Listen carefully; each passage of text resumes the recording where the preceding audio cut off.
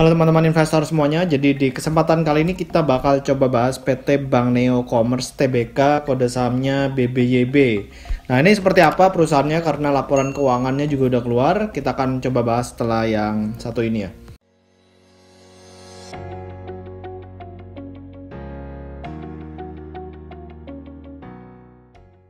Oke, jadi ini kita ambil dari materi public expose ya, incidental di tanggal 8 Maret tahun 2021. Nah, jadi kalau misalnya kita lihat di tahun 2020 perseroan ini udah rebranded ya, jadi Bank Neo Commerce dan menjadi Bank Buku 2. Jadi sebelumnya perusahaan ini udah berdiri di tahun 1989 dan bernama Bank Yuda Bakti. Jadi pada waktu tahun 2015 mereka baru IPO dan akhirnya mereka udah menjadi yang namanya bank ya digital lah ya, karena dengan adanya Aku Laku membeli Bank Yuda Bakti di tahun 2019. Nah makanya ke depan perusahaan ini ya akan difokuskan untuk menjadi ya lebih ke arah digital ya ke depannya. Dan kalau misalnya kita lihat kinerja perseroan setelah dibeli di tahun 2019 itu menjadi seperti ini ya. Di Desember tahun 2019 ekuitasnya 945 miliar dan laba bersihnya 16 miliar. Lalu meningkat lagi di Desember tahun 2020 itu 1,1 triliun dengan laba 15 miliar. Kalau kita lihat secara sekilas return on equity-nya ini kecil banget ya.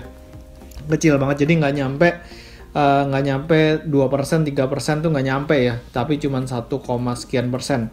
Nah, jadi kalau misalnya kita lihat dari dana pihak ketiga, di sini juga kelihatan tahun 2017 cukup tinggi di kisaran 4,1 triliun. Lalu turun menjadi 3,6 tahun 2019, tahun 2020 cenderung stabil di kisaran 4 triliun. Lalu mereka juga menyalurkan kredit dan kreditnya ini kalau misalnya kita perhatikan justru cenderung menurun. Walaupun total asetnya ini cenderung meningkat menjadi 5,4 triliun di tahun 2020. Nah ini kalau misalnya kita lihat secara return on equity-nya 1,62%, jadi rendah banget ya.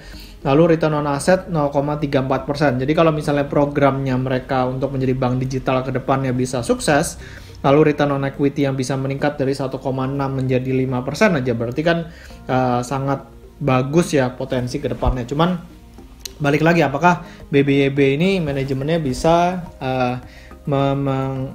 mengatur bank digitalnya supaya menjadi lebih bagus untuk bersaing dengan bank konvensional atau bagaimana. Lalu dari sisi CAR 32,78, NIM-nya 4,03%, dan di sini NPL-nya tahun 2018 ini tinggi banget ya, 15,75% untuk yang gross. Untuk yang netnya 9,92%, tapi setelah dibeli oleh Aku Laku turun menjadi 4,32% untuk yang gross, dan untuk yang netnya 1,63%. Nah, lalu kalau misalnya kita perhatikan untuk NPL net di tahun 2020 cenderung meningkat ya, karena memang adanya pandemi, jadinya ya cukup wajar. Oke, kalau misalnya kita lihat dari Stockbit, kira-kira BBYB ini seperti apa? Oke, jadi kalau di harga 680, kita lihat dari sisi financial terlebih dahulu ya.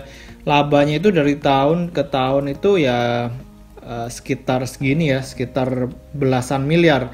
Sempat 68 miliar dan 25 miliar di tahun 2015 dan tahun 2016. Cuman kita balik lagi fokus setelah mereka dibeli oleh Aku Laku.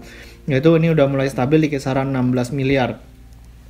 Nah, jadi kalau misalnya kita lihat dari sisi valuasinya, current valuation-nya itu 285 kali ya price to earning ratio-nya.